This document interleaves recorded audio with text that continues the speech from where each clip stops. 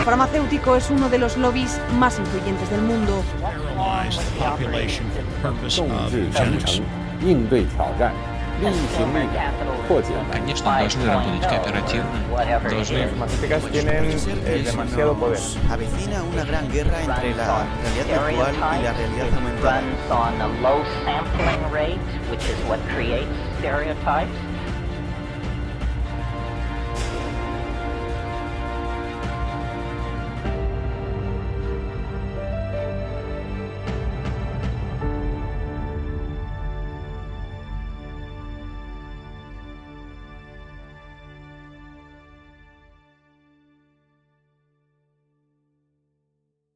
Interesante. Así que, como siempre, muchísimas gracias por estar acá, por hacernos el aguante. Recordarles que ya está disponible el libro Cómo Putin puso de pie a Rusia. Estamos hablando de la historia, tradición, pensamiento y orgullo para unir a una nación. Un libro que es muy importante para entender el contexto de lo que está sucediendo y qué es lo que piensa este pueblo. Fue realizado en base a entrevistas realizadas por grandes personajes de la política y de la cultura rusa con el contexto de Marcelo Ramírez. Así que para los que quieran desde afuera de la Argentina nos pueden consultar por mail htvproduccion@gmail.com, por nuestras redes sociales de Instagram, Twitter, Facebook, y vemos y acordamos cómo es el tema del envío, ¿sí? Así que bueno, muchísimas gracias y ahora traemos a Nikolai para saludarlo. ¿Cómo estás, Nikolai? Un placer tenerte por acá. Es lamentable que tengamos que hacer la entrevista de esta manera, pero también es una forma de mantenernos informados. Muy buenos días de Moscú. Bueno, les saludo a todos y espero que tengamos otra oportunidad de poder intercambiar opiniones. Bueno, sería un placer para mí de compartir con ustedes. Muchas gracias por la atención. Nikolai, en esta primera parte nosotros queremos hablar sobre este enfrentamiento histórico y que poco conoce, por lo menos en Occidente o por estos pagos, ¿no? Entonces, te voy a hacer dos preguntas nomás. La primera, ¿qué papel juega en esta disputa justamente este enfrentamiento histórico entre el mundo anglosajón y Rusia? ¿Y cómo explicar ese tema cuando los medios creen que esto empezó ahora, ¿no? Y los más informados, como mucho, desde la Unión Soviética, cuando este enfrentamiento indudablemente es mucho más antiguo. Y la segunda pregunta es, ¿qué es lo que diferencia el modelo ruso del modelo anglosajón? O sea, ¿por qué son irreconciliables? ¿Cuáles son las bases de Rusia como pueblo? Son dos preguntas sumamente importantes. La verdad que primero tenemos que explicar por qué se trata de un enfrentamiento histórico entre el mundo anglosajón y Rusia. Hay algunos que pueden decir que se trata de conflicto o enfrentamiento histórico entre el este y el oeste, porque resulta que Rusia, por compartir el territorio europeo, en realidad tomando la mayor parte de Europa, que se llama Europa Oriental, presenta la única en realidad fuerza que sí puede enfrentarse, que sí puede oponerse, que sí puede ofrecer una alternativa.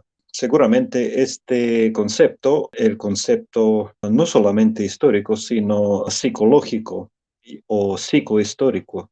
Primero comencemos por la historia. Me da la impresión de que ya he podido hablar de eso, pero no me cuesta mucho trabajo repetirlo para aclarar de qué enfrentamiento histórico se trata. Voy a comenzar por el siglo XVIII, ¿no? El tiempo del emperador Pedro I, o sea, a los años 1712, cuando podemos decir que se produjo el primer enfrentamiento histórico del periodo nuevo importante, que es el conflicto o la guerra con Suecia.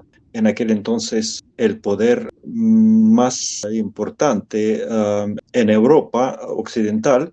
La idea de Carlos XII fue bueno, muy parecida a la idea de Napoleón, Hitler bueno, los actuales Estados Unidos junto con la Unión Europea, con una pequeña diferencia de que Carlos XII era un militar, un estratega muy talentoso, pero en aquel momento no tenía prácticamente mucho apoyo del resto de Europa y en realidad pensaba que tenía suficiente fuerza, suficiente poder para invadir Rusia, para castigar a Pedro I, para llegar a Moscú, poder convertir a Rusia, no sé exactamente qué ideas tenía este sueco, pero la realidad fue que su plan inicial era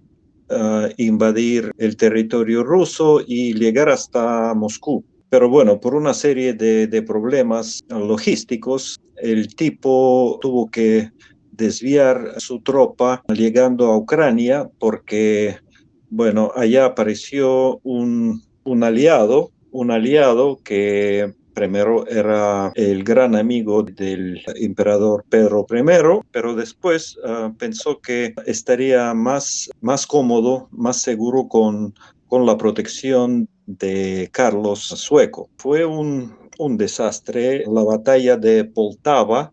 Poltava es una población, es una ciudad ucraniana en el norte de Ucrania, donde el ejército ruso prácticamente aniquiló al glorioso ejército sueco. Repito que esto fue el comienzo, la segunda década del siglo XVIII. Después vino una serie de guerras con Turquía. Bueno, puedo decir que en total tuvimos como 18 guerras o conflictos de gran envergadura con los turcos, con el Imperio Otomán. Y bueno, cuando llegamos al mismo periodo 100 años más tarde, tenemos a Napoleón, al imperio de Napoleón, que en esta ocasión tenía mucho más fuerza, ya que Napoleón logró unir todas las fuerzas prácticamente europeas, incluyendo a los españoles, por si acaso, que, bueno, era una tremenda potencia porque, según algunos datos, el ejército napoleónico llegaba a 600,000 efectivos. Quiere decir que, bueno, para el principio del siglo XIX era un enorme poder, con mucha disciplina, con la vieja guardia, con los polacos que también, bueno, estaban en calidad de aliados de Napoleón. Y bueno, sabemos también que en esta ocasión Napoleón sí llegó a acercarse a Moscú. En la batalla de Borodino no pudo vencer a los rusos. Fue a lo mejor un empate, pero bueno, viendo las pérdidas, el general Kutuzov, el comandante de las tropas rusas, decidió dejar Moscú para Napoleón y retroceder hacia el sur para, bueno, esperar y acumular más fuerza. Sabemos que la guerra con Napoleón se acabó en un año más tarde. Fue capturado París. El zar o el emperador Alejandro I entró en París. Bueno, se creó la Santa Alianza. Todos los europeos estaban ya, bueno, aplaudiendo a Alejandro I porque era el gran pacificador de toda Europa, y hay pocos que saben que durante la conferencia de Viena, donde los vencedores, en este caso Rusia, Prusia y Gran Bretaña, bueno, estaban pensando cómo van a asegurar el futuro pacífico de Europa, y es por eso que esa unión de imperios lleva este nombre, ¿no? La Santa Alianza de los imperios europeos, los vencedores. Vale la pena también mencionar que los rusos, la tropa, bueno, una pequeña parte de la tropa rusa se quedó en las afueras de París hasta el año 1820, ¿no? Y después fue retirada porque, bueno, fue reestablecido el imperio y, bueno, todo el mundo pensaba que ya no pasa nada, que, bueno, estamos tranquilos y vamos a seguir con paz eterno. El siguiente enfrentamiento se produjo unos 50 años más tarde y en la historia lo conocemos como la Guerra de Crimea, aunque los británicos lo llaman la Guerra del Este. En este caso fue la unión, los aliados principales eran los británicos, los franceses, y bueno, teniendo a Turquía en la retaguardia. Seguramente les suena el cerco de Sebastopol, el puerto ruso más importante en Crimea, y es por eso que esa guerra lleva el nombre de Crimea, porque la mayor fuerza de los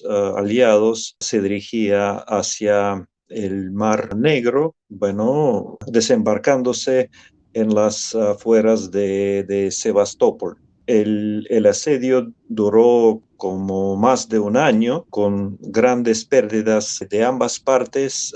Por fin fue tomada Sebastopol y Rusia tuvo que suscribir la paz, el pacto, y bueno, perdió su influencia porque en realidad era una gran pérdida, pero vale la pena mencionar que simultáneamente los británicos entraron en el Báltico y también entraron por el este extremo en la zona de Kamchatka, donde también querían, bueno, atacar a los rusos sin ningún tipo de éxitos, sino fue tanto en el Pacífico como en el Mar Báltico fue un fracaso. O sea, pasaron un poco más de 50 años que Rusia entra en la Primera Guerra Mundial. Entra sin mucha preparación y bueno, en este caso el enemigo principal era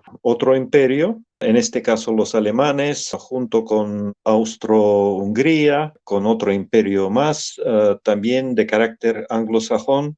Y bueno, conocemos que Rusia en realidad en el año 1917 estaba a punto de ganar o obtener la victoria, pero los británicos hicieron todo lo posible para que se produzca la Revolución de Febrero, que era, bueno, un golpe de Estado simplemente. Tuvo que abdicarse Nicolás II, el último emperador ruso.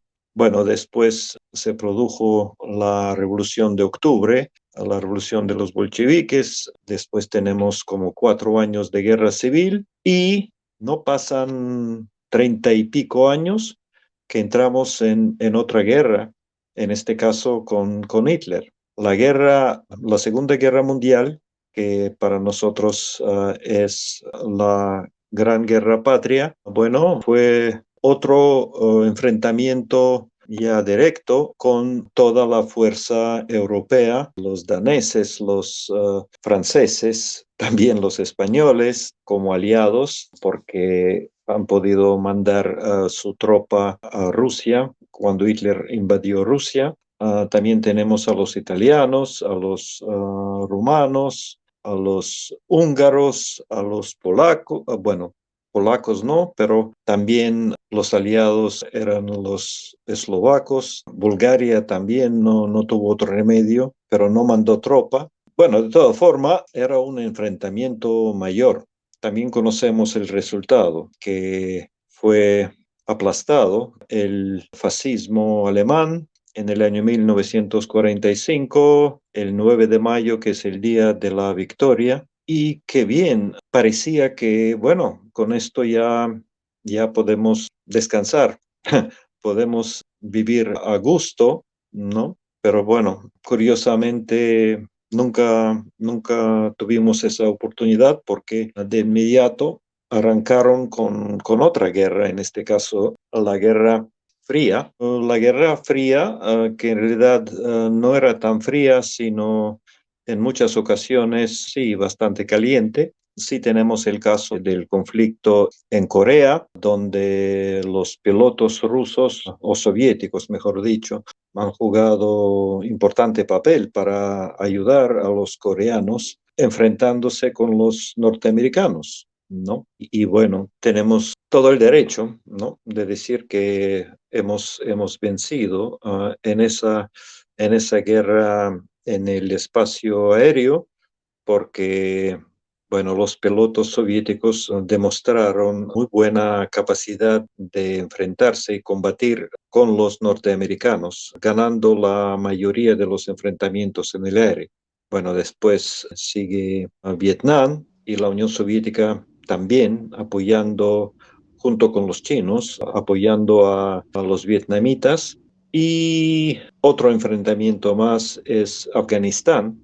Los rusos estuvieron como 9 años, si no me equivoco, en Afganistán, apoyando el gobierno nacional de Afganistán y bueno, teniendo los norteamericanos que estaban suministrando armas, creando problema en todos los sentidos para los soviéticos en Afganistán. Llega la perestroika y Gorbachev dice, ya eso cansa y bueno, ¿por qué no vamos a anunciar la paz, aunque sea unilateral? ¿Por qué no decimos que es suficiente? Y bueno, que no pretendemos para nada, vamos a retirar tropa soviética en Alemania Oriental y vamos a desarmar todo el bloque de Varsovia y que, bueno, déjennos en paz, porque no pretendemos que, bueno, vamos a seguir con la política agresiva, digamos, referente a la OTAN, que vamos a dejar las armas y tratar de vivir en paz, ¿no? Porque ya es suficiente. Esa fue una locura cuando una superpotencia que lleva siglos oponiéndose a otra superpotencia mundial, con tantas guerras, con tantas pruebas de planes agresivos hacia nosotros, hacia los rusos, dice que bueno, me lavo las manos, voy a descansar. Ya estoy harto de todo este lío. Esa política duró como 30 años y no hicimos caso de que en Ucrania, bueno, ya se creaba una base, una fuerza, una anti-Rusia, con todo el apoyo de la OTAN, con todo el apoyo estadounidense. Y bueno, lo observamos que estaban a punto de invadir Donbass, que bueno, Rusia declaró como la parte que va a hacer todo lo posible para proteger la población local. Y bueno, vemos el resultado de que tenían todo un plan de invadir Donetsk, ocupar Donetsk, terminar con Donbass. Así que entiendo que Putin no tuvo ningún otro remedio que responder y es importante que con la inteligencia militar logramos conocer los planes del ejército ucraniano y logramos adelantarlos con unos 5 o 6 días, posiblemente una semana. Me parece que he hablado suficiente respecto a esas dos preguntas. Simplemente quería decirles que cuando hablamos de la diferencia en los modelos ruso y anglosajón, tenemos que hacer una triste conclusión de que es en realidad irreconciliable, que no hay manera de terminar ese conflicto porque se trata de dos civilizaciones, dos culturas, dos sistemas que en realidad son sistemas diferentes y la diferencia es tanta que es existencial. O sea, no se trata simplemente de que los ortodoxos se oponen a los católicos o protestantes. No, me imagino que se trata de algo más, de una diferencia mucho más profunda, mucho más importante, que es la mentalidad, que son los valores, que son la forma de estar, de ser. Se trata de dos polos completamente opuestos. Me da la impresión de que con esto podemos hacer el cierre de la primera parte de las preguntas, porque me imagino que he podido dar una idea para ustedes cómo es la cosa de este enfrentamiento psicohistórico entre esos dos mundos, el mundo de este y el oeste, de esas dos civilizaciones, o mejor dicho, de una civilización rusa y anticivilización occidental. Gracias por su atención. Muchísimas gracias, Nicolai. Nosotros somos realmente los agradecidos por obtener ese tipo de información que, como dije a un principio, no lo vemos habitualmente en Occidente. Así que vamos a estar ansiosos seguramente como este público maravilloso para las próximas partes. Y lo hicimos cortito para que sea un poquito más dinámico también y que se puedan entender. Así que bueno, muchísimas gracias a todos ustedes por acompañarnos y los esperamos en los próximos programas.